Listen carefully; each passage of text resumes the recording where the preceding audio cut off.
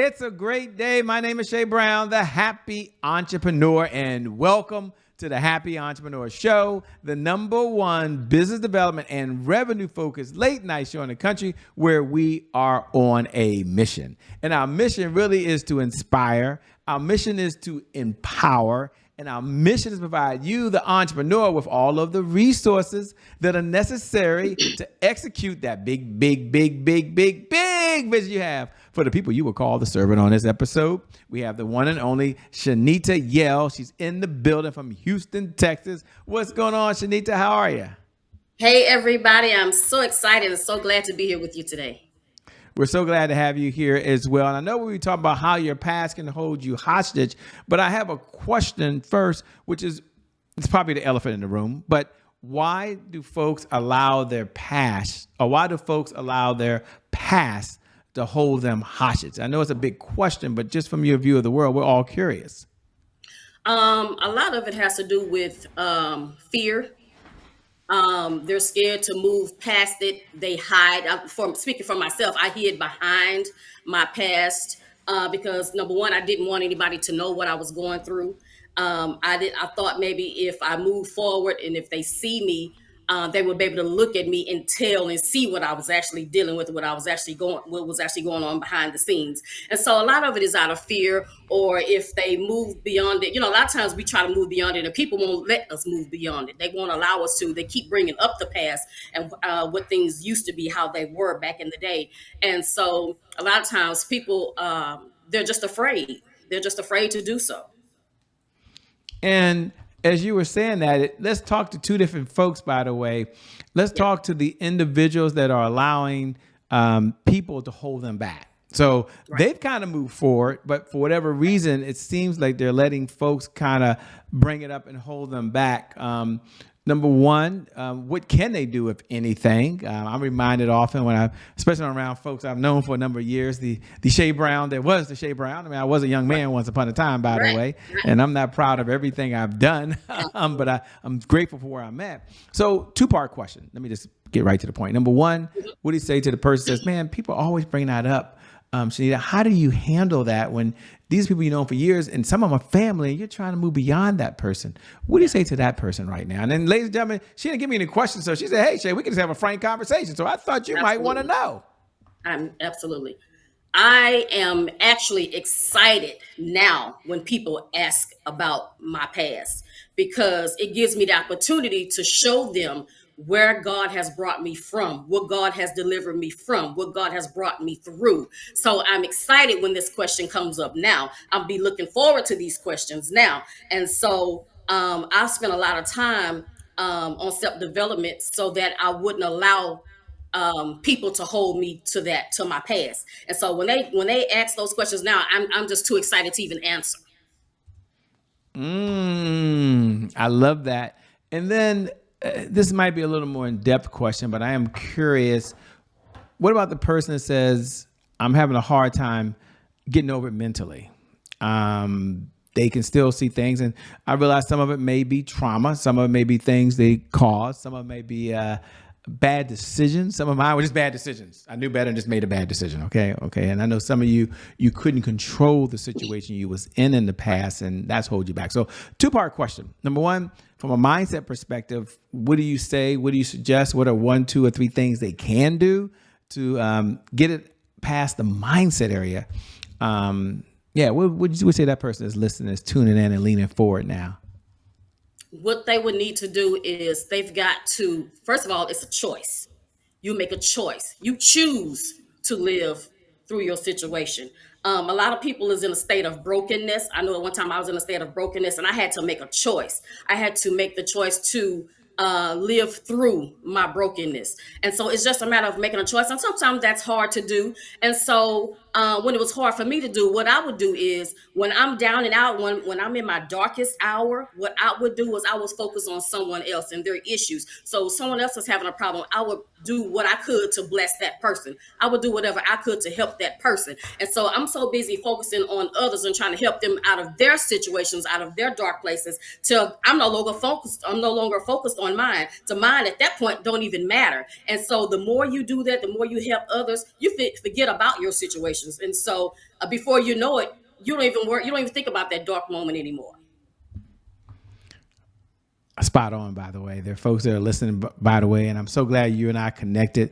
Thanks to the one and only Dr. Yolanda K, who kind of connected us, Davis, who connected us together, which is pretty cool, by the way. They wanted to say, who is this person, Shenita? I didn't get a chance to read her bio. I have no idea who she is. She's over here spitting these 1 or 2 liners. Slow down for a moment. We like to know her backstory. And what led her to the place that she's in right now. So, the question, who are you? Introduce yourself to the audience. They're not all reading your bio, but they're all curious. Right. Well, I am Shenita Yell. I am a mother, a wife, and a grandmother. I am an entrepreneur and a business owner. And I was inspired and an author now and a speaker. So I was inspired by my coach, Dr. Yolanda Davis, who I absolutely love. I was inspired to link up with her and some beautiful, awesome, phenomenal women to be a co-author in her book. And so now I am an author. And so I was inspired to write that book because of who Shenita was back in the day and what are some of the things that Shenita had to go through. And Shenita was a young girl at an early age who had to go through the struggles with her mother being addicted to drugs, to crack cocaine. And so I had to learn how to live through that situation. And so the woman that you see today is not the little girl, the young teenager that I was back then going through that situation. But the woman you see now is a true woman of God who loves the Lord and who spends her time inspiring others who are going through situations, who are in dark moments. And so I try to do whatever I can to help them out of their situations, out of their dark moments. Yeah. You talk about dark moments and things you've been through. Were there affirmations that you told yourself? And I know it's going to sound kind of corny. And don't worry, ladies and gentlemen, in a minute, I'm going to ask her to give you, 1, 2, or 3, or 4, or 5 things that you can do to release your past. Okay. And she might bundle up for you in a moment. But I'm curious, are there affirmations? Are there sayings? Are there things that you tell yourself to kind of get through some of the tough times? Yeah, I've always, being an only child, I was always raised up like a queen. My mother always treated me like a queen. I was her only child, so I was her little doll, So I was always raised to be a queen at an early age. So I understood, always being a PK, a preacher's kid, that I grew up in church. So I always knew that I was part of the royal kingdom. And so I always just knew to tap into my royalty. And so, in doing so, I've learned to just inspire other people, to just tap into your queendomness. You are a queen. You will always be a queen. And so, in doing so, I had to develop that mindset that I am a queen, and that's who God said I am. I am his child. I am his daughter. And so with that, there's nothing I absolutely cannot do. There's absolutely nothing I cannot accomplish or conquer. And so I just had to keep telling myself over and over that you are a queen. You are a queen. You can do this. If this is what you want to do, you can do it. You just make up in your mind that you want to do it. You make up in your mind that you are going to do it.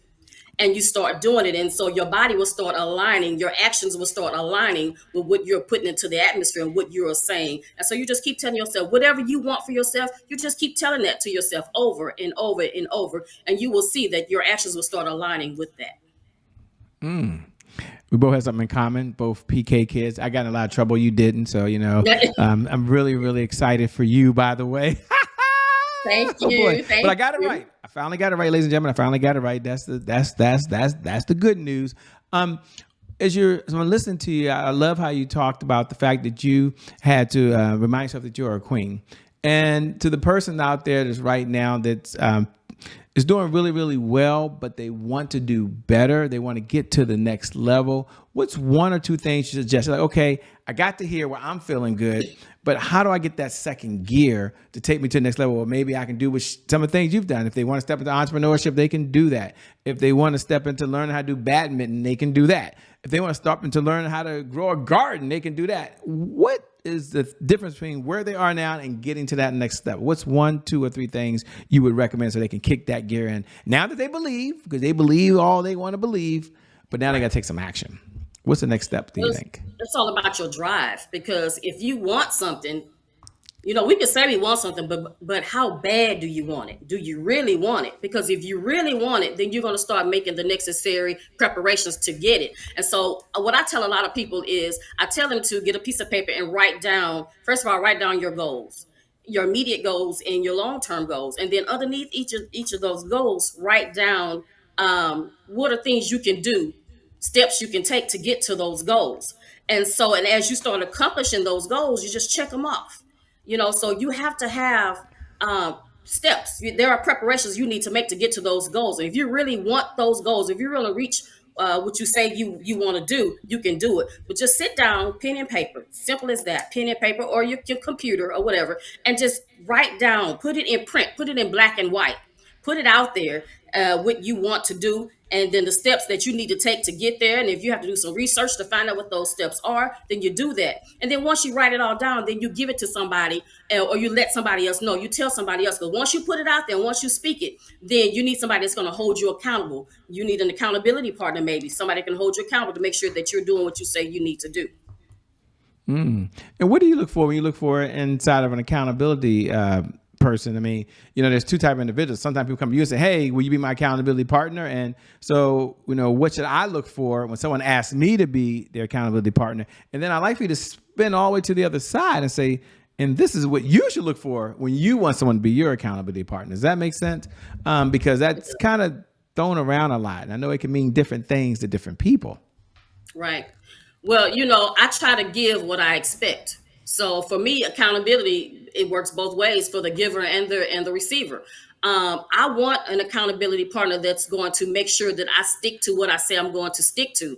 If I say I'm going to do A, B, C, and D by this time, then I expect my accountability partner to say, "Okay, wait, hold up. You said you was going to do A, B, C, and D by this time." Now, I may not get there to that point, that time, that designated date that I have set. But that doesn't mean I have to stop. Sometimes things happen in life and it slow us down, and that's okay. Just don't stop. You just got to keep going. You got to keep reaching, because things will happen in life.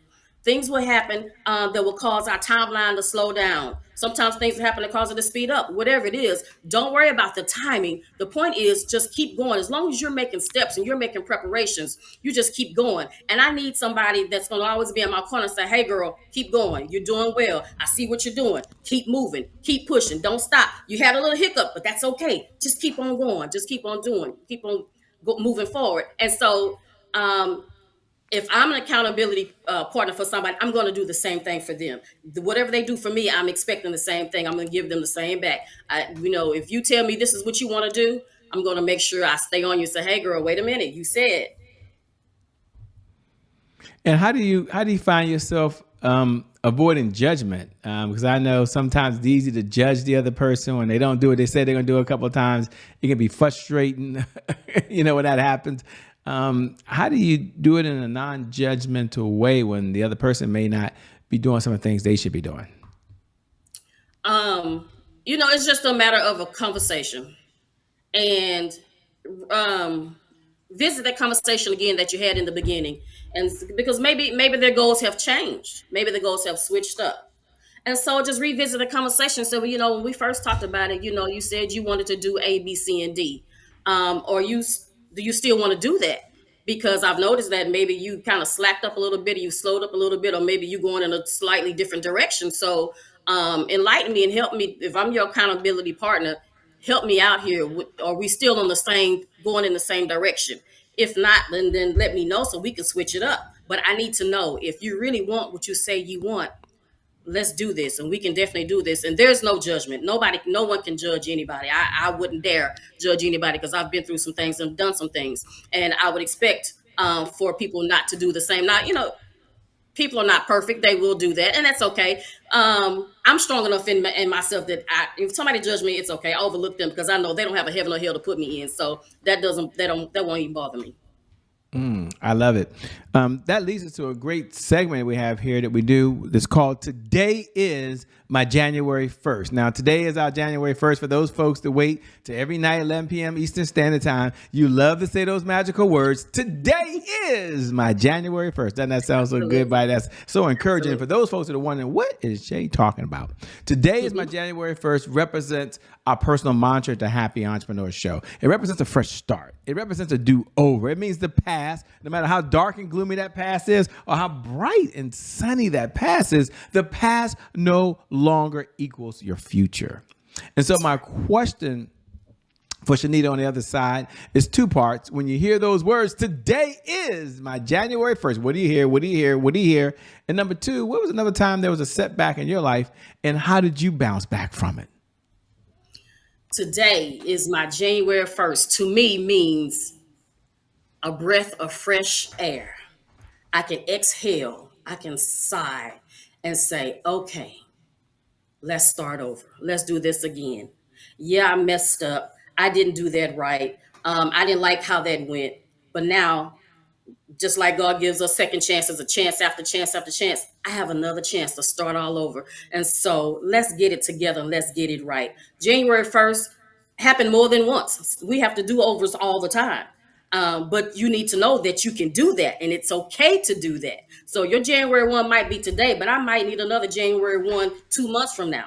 And it's okay to do that. As long as you know you can start over, it's okay to start over. As long as God keep forgiving us over and over, it's okay for us to keep starting over and over.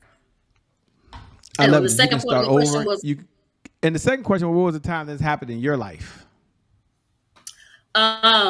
there was a time and that I wrote about in the book where, dealing with my mother and her drug addiction, I felt unloved and unworthy, invaluable, embarrassed, all of those things, all of those emotions as a 16-year-old teenager at the time. And so I went through those years with her, with those emotions, with those feelings. And so finally, her and I had a conversation when she was coming down off of one of her drug induced highs. We were able to actually have a conversation, and I was just asking her, I was letting her know how I felt. I was finally got the chance to tell her about those emotions that I had built up. And so, and I just told her, I felt like she chose drugs over me. And for the first time, she actually told me, she said, "Sweetie, you are the best thing that I have ever done." And so at that moment, that was a January 1st for me. At that moment, I made the decision. I made the choice. I switched my mindset right then and there that this is her drug addiction, not mine. I don't have to live in that drug addiction. She does, and it's her choice. So from that moment, I decided to switch gears and I decided to live for me, not in the drug addiction. And I started living again and I started being active and doing things and going out and doing things and not hiding anymore. I had this mask that I had hid behind for so long. And so from that moment, I made the choice that I would no longer hide again and I would go back being in the forefront like I used to be before the drugs took over our lives. I love it, by the way. Great advice. One of the questions I love to ask is what's one of the best pieces of advice you've ever been given? And I always frame it for the audience so they understand that you've read countless books. You've had so many mentors. I'm not sure if you can count on the mentors you may have had. I don't know how many videos you watched these days, by the way. But if you had to step back and say, you know what? This is one of the best pieces of advice I've ever been given that I want to pass on to the audience. What would it be and why? And for you at home listening, you get to lean forward. I'm not asking to come off the mountaintop with the 10 commandments, okay? But there might be something that was passed along to her that's going to help us out as well. So what would it be? Never give up on yourself. And remember, we're not in this alone. Others have paved the way for us. And so it's our responsibility to keep that legacy going. And so I love to, I've been told to never give up on myself and never give up on your sisters. And so as I try to elevate myself to different levels, new levels, challenging levels, I try to take another sister with me. I take her by the hand and I take her up with me. As I move up, I take them up with me. And then I advise them to grab somebody else underneath them and grab them and let's all move up together. So the best thing you can do is not give up on yourself and don't give up on others. I love it, by the way. What do you enjoy most about what you're doing these days? I mean, you're writing books, you're speaking, you're taking care of the family. You also mentioned, I think you mentioned earlier, you're a grandma or grandmama. I am a grandmother. What? I am a Grandmother. Yes. Okay. Yes. How old? How old is I your have grand? two. Well, my husband and I together, we Uh, have 13 grandkids. So they're various ages. They're from, I okay. think, 6 months all the way up to 19. So we have lots. Yeah, range. What do you enjoy most about being a grandmother these days? I recently joined the club. Well, I'm not a grandmother. I'm a grandpa club. So I recently joined the Right. club. Mine is Right. 18 months, and my oldest son's about to have his first. But what do you enjoy most about it, and how has it changed you? I'm just curious. I absolutely love, my husband and I absolutely love spoiling them and sending them back home. So they come with us and we give them all the snacks and the junk food and we take them to the park and we do different things with them or whatever. And we just give them all the things that the parents say they can't have. And then we just send them back home. Yeah, You yeah. know, Okay. so But the quality time did you is say very McDonald's? We'll be right there. important. Exactly. Did you say you want some Exactly. candy? Have a piece of candy. Why? It's not going to kill the kid. Yes. Absolutely. That is so cool. When you're not out saving the world, writing books, and being a grandma, what do you do for fun these days? Quality time with family. Quality time is so important. And life is short, and people are leaving here left and right, and so you can never spend too much time with your family, with your loved ones, and so we absolutely adore spending time with the kids, the grandkids, our extended families, and we just have a good time. And it's nothing for us to all come together and just have a wonderful, beautiful time. And we laugh and we cook and we eat and we do all those things and we just enjoy each other's company, just old fashioned fun. And we enjoy doing that. We love doing that. Well, I'm so glad you're here. Let me say thank you so much for being on the Happy Entrepreneur Show. As we come down the home stretch, two-part question. Number one, what type of clients is your firm looking to work with now, if any? And number two, how can folks best connect with you? How can they stay in this conversation if they want to, over and beyond the time that you and I have right now? Okay. Yes, I am on social media. I'm on Facebook. My personal page is Shenita Yell. And I also have a nonprofit organization called the Galveston County Sisterhood. And it has a Facebook page as well. And I also have a clothing boutique. And I also have a page for that. And it's called the Gospel Depot Lab, Fashion Lab. So they can definitely check me out there. They can reach me by email at shenitala@gmail.com, or they can reach me by phone at 409-904-6228.